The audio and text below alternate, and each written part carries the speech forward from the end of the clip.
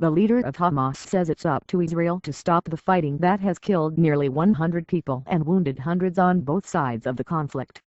Hamas leader Khaled Messil said at a press conference Monday in Egypt that Palestinian weapons had caught Israel off guard. "Whoever started the war must end it," Messil reportedly said. Egypt has been trying to broker a ceasefire, with the help of Turkey and Qatar. Turkish Foreign Minister Ahmet Davutoglu and a delegation of Arab foreign ministers were expected in Gaza on Tuesday. However, Israel and Hamas, the Islamic militant group that rules Gaza, appeared far apart in their demands, and a quick end to the fighting seemed unlikely. The senior Egyptian official told the Associated Press on Monday that Hamas and Israel were each presenting Egypt with their conditions for a ceasefire.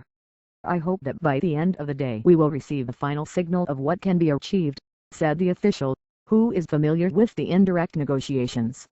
He said Israel and Hamas are both looking for guarantees to ensure a long-term stop to hostilities. The official says Egypt's aim is to stop the fighting and find a direct way to lift the siege of Gaza. The official spoke on condition of anonymity because of the sensitivity of the indirect negotiations. Meanwhile, Israel ramped up targeted attacks on suspected militant leaders in Gaza. An Israeli airstrike reportedly hit high-rise buildings in downtown Gaza City where a number of local and foreign news organizations have offices. Paramedics say one person was killed and several wounded. Another missile struck a three-story home in the Gaza City's Side-town area, flattening the building and badly damaging several nearby homes. Shell-shocked residents searching for belongings climbed over debris of twisted metal and cement blocks strewn throughout the street.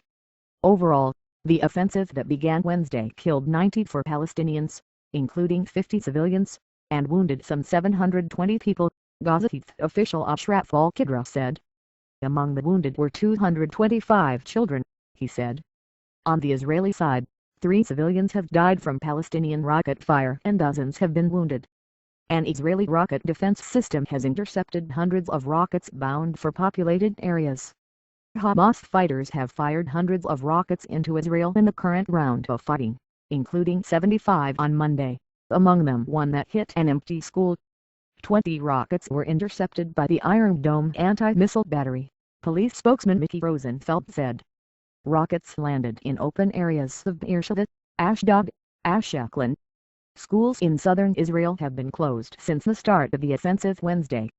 Also Monday, Israel bombarded the remains of the former national security compound in Gaza City. Flying shrapnel killed one child and wounded others living nearby, al-Qudra said.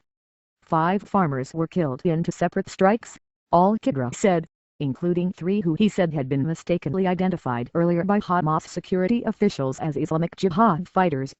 Other strikes killed 2 fighters on a motorcycle in southern Gaza and 2 passengers in a taxi that had put a press sign in the windshield, al-Qudra said. Israel launched the current offensive after months of intensifying rocket fire from the Gaza Strip, which has continued despite the strikes. In the night from Sunday to Monday, aircraft targeted about 80 militant sites, including underground rocket launching sites, smuggling tunnels and training bases, as well as Palestinian command posts and weapons storage facilities located in buildings owned by militant commanders, the Israeli military said in a release. Aircraft and gunboats joined forces to attack Hamas police headquarters, and Palestinian rocket squads were struck as they prepared to fire, the release said. In all, 1,350 targets in the Gaza Strip have been struck since the Israeli operation began. However, military activity over the past 2 nights has dropped off as targets change and international efforts to wrest a ceasefire plod ahead. Israel and Hamas have put forth widely divergent conditions for a truce. But failure to end the fighting threatens to touch off an Israeli ground invasion, for which thousands of soldiers, backed by tanks and armored vehicles, have already been mobilized and dispatched to Gaza's border. President Barack Obama said he was in touch with players across the region in hopes of halting the fighting. While defending Israel's right to defend itself against the rocket fire, he also warned of the risks the Jewish state would take if it were to expand its air assault into a ground war. If we see the further escalation of the situation in Gaza, the likelihood of us getting back on any kind of peace track that leads to a 2-state solution is going to be pushed off way into the future, Obama said.